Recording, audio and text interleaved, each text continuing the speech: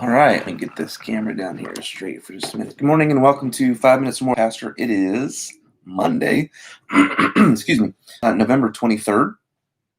And if you can't hear it outside yet, Monday's our trash day.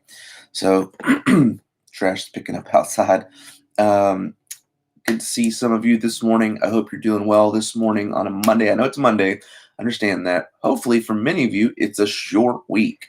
I know my kids are just doing 2 days of school. They're doing Monday, Tuesday, so they're pretty excited about that. Some people have 2 or 3 days of work, and then they have, they get to Thanksgiving. And I hope this week is a time that your heart is full of thankfulness, and you keep remembering that. And those of you that were with us and made thankfulness jars, I hope, or great gratitude jars, I hope you've been putting stuff in there. Maybe if you haven't, do that over this week and be sure to review those things this week. And so, no weather report because I got my curtain closed for for this morning. But let's jump into the book of Proverbs. Proverbs chapter 26 and verse 28 says this: "A lying tongue hateth those that are afflicted by it. A flattering tongue and a flattering mouth worketh ruin." The book of James in chapter 4 tells us that this thing right here can cause all sorts of trouble. It is like a fire. It is a destroyer. It bites like a snake bites. I mean, it's such a helpful tool to communicate, but it's also such a dangerous tool as well. The mouth can speak encouragements and blessings and gratitude, like we just talked about, but it can also cut deep and be very painful. Two of the ways it does that is by spreading rumors or gossip, or those kinds of things. One dictionary defines a rumor as a current story passing from one person to another without any known authority for the truth of it. Gossip is closely related to a rumor, and it's defined as running from house to house, tattling and telling news. This proverb deals with the sins of the mouth, which would include these things, these things like gossiping and telling rumors, those kinds of things, and really any sin of the mouth that you do towards somebody really has an awful effect. It can deeply hurt the person you're talking about, and it can also come back and hurt you as well. For instance, there was a story of a young woman who heard some gossip about a friend of hers and told somebody, usually in secret, and that person told the next person, that person told the next person. Next thing you know, it was all over town. And here's a woman who had hurt a friend of hers deeply because of her mouth, and she wanted to make it right, but she didn't know how to make it right. She didn't know what to do, and so she went and asked her wise grandfather, this is what's happened, and I've done this, and I want to make it right. How do I make it right? So her wise grandfather said, I want you to go, I want you to buy a chicken, and I want you to have the chicken killed. And then on your walk home with the chicken tucked under your arm, I want you to pluck it the whole way home. Just pluck it and leave the feathers wherever you are. The granddaughter thought, well, that is certainly a strange request, but she knew that her grandfather had loads of wisdom.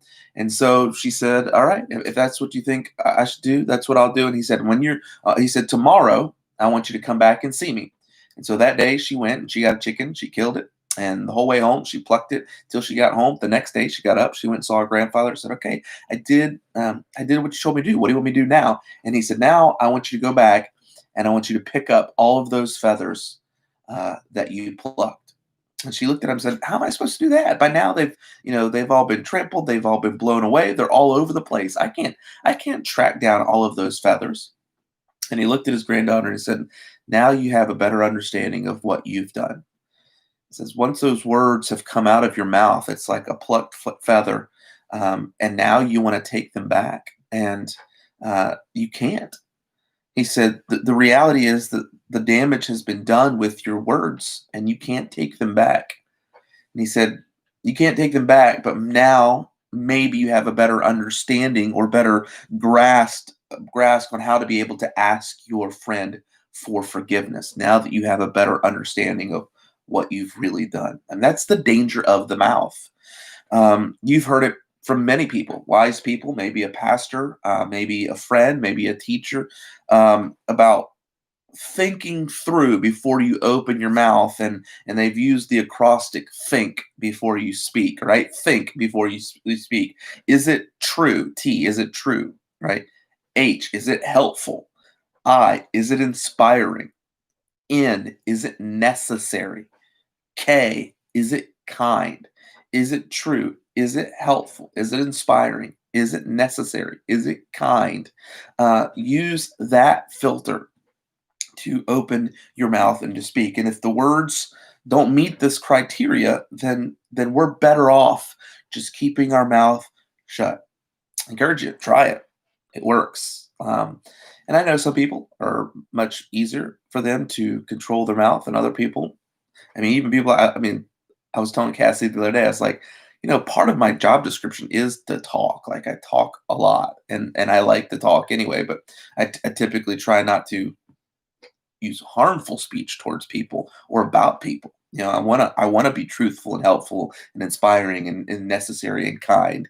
But it's something, again, James tells us is such a dangerous thing that we need to do the best we can and ask the Holy Spirit to work in us to keep this puppy on lockdown. Again, this is a week. This is a week where people need some encouragement. This is a week where people need some thanksgiving. This is a week where people need their hearts to be inspired and helped, and they need somebody to be kind to them. I hope that we'll be the kind of people that use our mouths in that way for the honor and glory of God. I hope you have a great week, great day, and we'll talk to you later.